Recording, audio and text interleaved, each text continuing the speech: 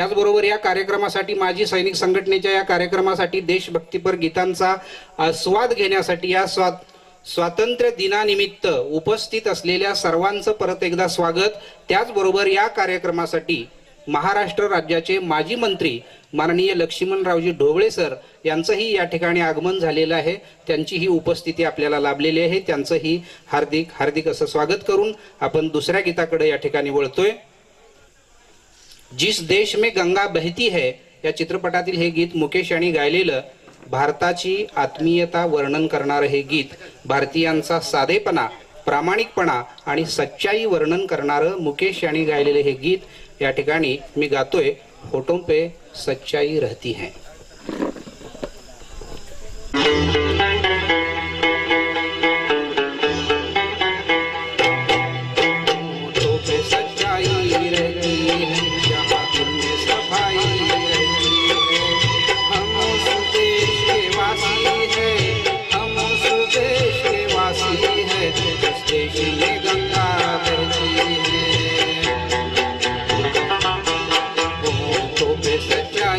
रहती है जहाँ में सफाई रहती है।